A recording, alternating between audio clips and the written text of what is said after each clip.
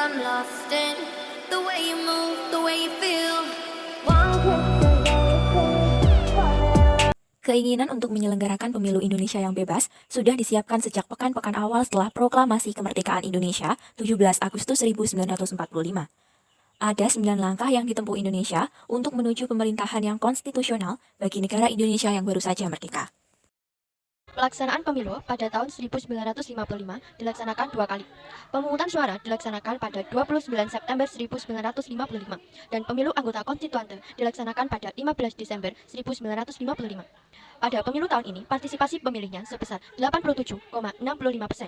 Syarat memilih adalah sudah berusia 18 tahun atau sudah kawin. Pada pemilu tahun ini, Angkatan Perang dan Polisi diberikan hak pilih pada pemilu ini.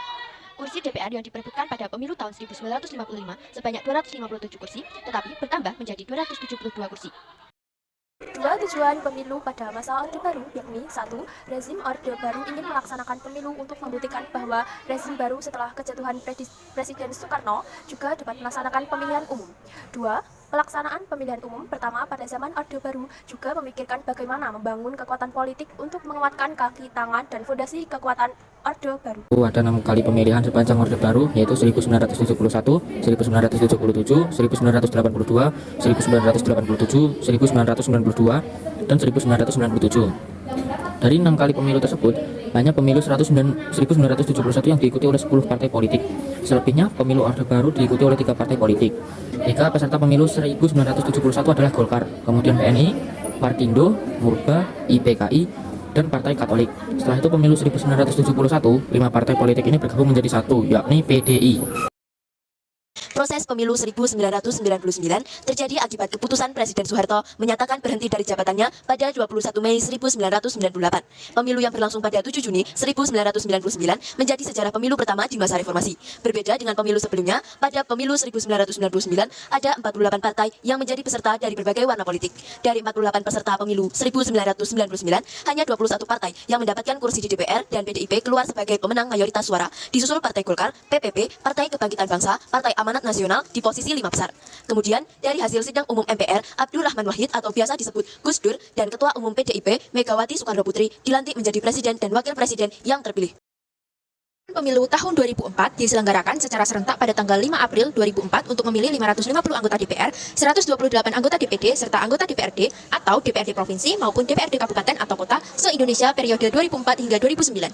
Dalam pemilu 2004 ada perbedaan sistem bila dibandingkan dengan pemilu periode sebelumnya, khususnya dalam sistem pemilihan DPR atau DPRD, sistem pemilihan DPD, dan pemilihan Presiden dan Wakil Presiden yang dilakukan secara langsung dan bukan lagi melalui anggota MPR seperti pemilu sebelumnya.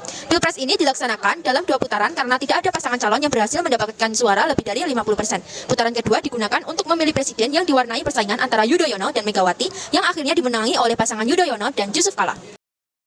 Pemilu tahun 2009 dilaksanakan pada tanggal 8 Juli 2009 untuk memilih presiden dan wakil presiden. Sedangkan pemilu anggota DPR, DPD, dan DPRD dilaksanakan pada tanggal 9 April 2009. Pemilihan umum tahun 2009 merupakan masa akhir elit lama, berseminya elit baru. Menyongsong pemilu 2009, DPR melakukan perubahan regulasi yang terkait dengan penyelenggaraan pemilu. Perubahan itu dimaksudkan untuk dapat menjawab persoalan-persoalan mendasar yang muncul dalam pemilu sebelumnya. Beberapa persoalan yang muncul dalam sistem pemilu sebelumnya diantaranya berupa representasi wakil rakyat, proporsionalitas nilai kursi, pembentukan kepartaian yang efektif dan sebagainya berusaha diatasi. SBY kembali terpilih menjadi presiden dengan wakil presiden Budiono pada masa 2009 sampai 2014. Pemilu 2014 tidak berbeda jauh dari tahun sebelumnya, dengan pelaksanaan pemilu DPR, DPD, dan DPRD pada 9 April 2014 dalam negeri dan 30 Maret sampai 6 April 2014 di luar negeri. Sementara pemilu presiden dilaksanakan 1 putaran pada 9 Juli 2014.